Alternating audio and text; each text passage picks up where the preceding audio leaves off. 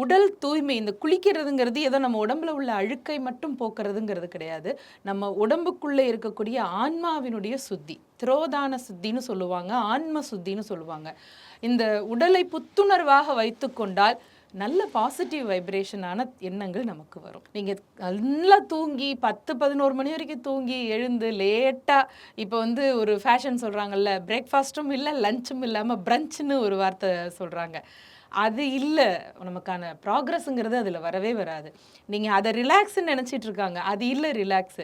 சீக்கிரமா எழுந்து வேலைகள முடிச்சிட்டதுக்கு அப்புறமா ஒரு ரிலாக்ஸ் வரும் பாருங்க. அதுதான் உண்மையான ரிலாக்ஸ். ஆண்டாளுடைய இந்த பாசுரங்கள பாராயணம் செய்கிற பொழுது, அர்த்தத்த புரிஞ்சு பாராயணம் செய்கிற பொழுது, மனதுக்கு ஒரு பெரிய தெம்பு கிடைக்கும். இன்னைக்கு பேசக்கூடாத ஒரு அதிகமான, ஆனால் அதிகம் பேசப்பட்டுட்டு இருக்கிற வார்த்தை ஸ்ட்ரெஸ்ஸு, டிப்ரஷன். 10 வயசு குழந்தைங்க சொல்றாங்க. அதிர்ச்சியா இருக்கு எனக்கு பார்க்குறபோது. நமக்கு அந்த வார்த்தையே ரொம்ப வருஷம் கழிச்சு தான் தெரிய வந்தது. ஆனால் அது இல்லை.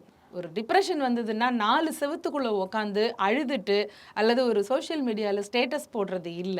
அத தூக்கி ஒரு பக்கம் வச்சுட்டு, வெளியில வந்து 10 மனுஷங்கள பார்த்து பேசி, உலகத்துல ஒவ்வொருத்தரும் எவ்வளவு கஷ்டத்தோட போய்க்கொண்டே இருக்கிறார்கள். அதையும் தாங்கிக்கிட்டு தானே உழைச்சிட்டு வர்றாங்கல்ல. இந்த ஒரு மோட்டிவேஷன் முழுக்க ஆண்டாளை படிக்கிற போது நமக்கு நிச்சயமாக வரும்.